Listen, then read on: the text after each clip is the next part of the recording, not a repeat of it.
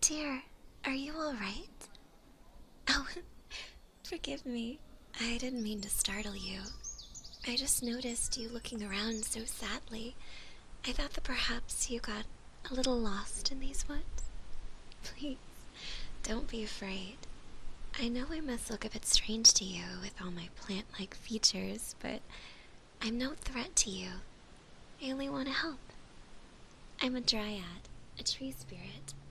My tree is the weeping willow over there, see? You could consider that to be my body, while my spirit can travel a short distance away from it, like over here. I heard whispers from the other trees that a human was wandering through the forest. These woods lie far, far away from human settlements, so it's a rare thing to see one of you here. May I ask what brings you here? Well, if you're trying to just get away, I think you've succeeded. There's no one else for miles, save for the trees and creatures of the forest. What is it you've traveled so far to get away from? Oh, that sounds dreadful. Humans live such chaotic yet eventful lives. It's hard for a Dryad like myself to imagine having such worries. My days are usually quite tranquil. It sounds to me like you could use some of that tranquility, if I might be so bold. Would you like to sit a while under my branches? Ah, I'm glad. It's been a great while since someone has sought my shade. I miss it, I must confess. Come here. You can lay your head on my lap. I may be a spirit, but I do have a physical form. I've been told it's quite pleasant to rest on. There. Just relax. Here in this grove, there's nothing you need to worry about. All the things that trouble you are far away. You're safe here.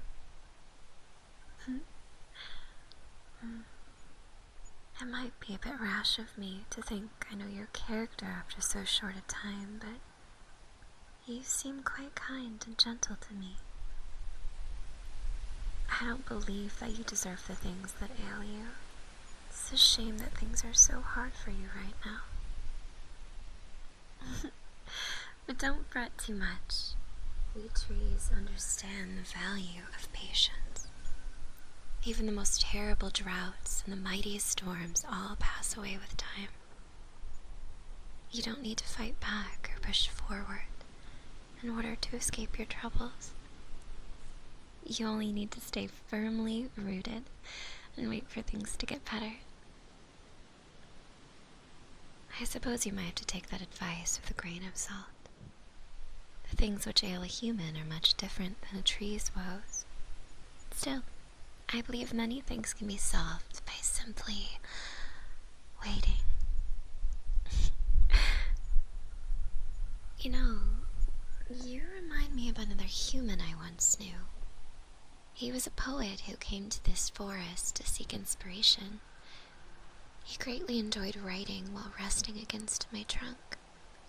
At the time, I was much more shy than I am now, so I didn't reveal myself at first. But I would listen to him write his work to himself, and I grew very curious. After the 5th time or so, I asked him what he was writing.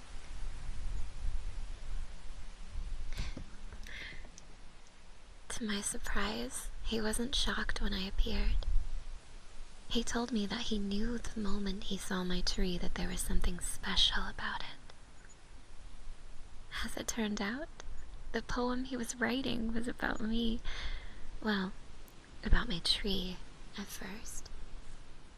But after seeing my Dryad form, he amended it a little bit.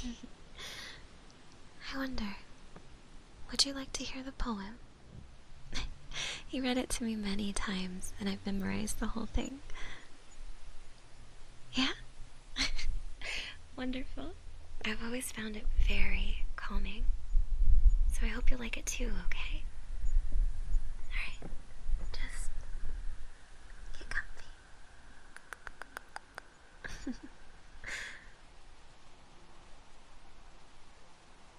The rustling leaves do quake at any breeze. The trickling stream is turned by every stone. And yet, they do not heed my pain. They do not move when my heart cries. So glad am I that they continue on, aloof. As I take in the gentle forest scene, I know my ills are mine and mine alone. I lay beneath a willow tree and take the day's untroubled calm into my swirling mind to mimic its repose. And so it is that once my heart feels light, my thoughts turn up towards the hanging boughs that flow and sway from here to there, encircling me as though to keep those wretched thoughts at bay, perpetuating peace. It seems to me a jest that such a tree, with limbs that reach down low to hold one close, should e'er be thought to bow its head, to weep.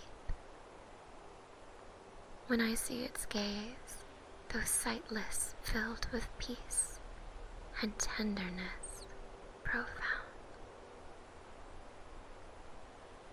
Its gentle heart so clearly brought to bear within mind could nearly take a form before my eyes, as real as I, to lie down on the soil with me. If only fate could grant that simple wish of mine. I'm sure I must have drifted off to sleep, for as I dwell in my desire, I see her appear around the trunk. The same sweet peace lies in her eyes as that which soothed my hurting heart as proof of her true form. Demure at first, this spectre is to me, no doubt suspicious of my true intent. But as I share with her my thoughts, her qualms are slowly whittled down, and I can feel her soul as clearly as before. The hours grow long, the light grows dim, and so I bid adieu. My journey home is long, and I think back upon this dream that felt so real and took away the thoughts that held me bound, refreshing me anew. It's lovely, isn't it? There's very little about humans that I can relate to, but poetry is something I can appreciate. He wrote many, many such poems. They weren't all about me, but many were. What happened to him? Well, he lived a long and happy life. Long for a human, at least. For you, this all happened long, long ago. But for a tree, it doesn't feel that long at all. I wish he could have lived longer. Perhaps, maybe you could visit me in his stead? I don't think you're a poet like him, but I do enjoy having a human to talk to.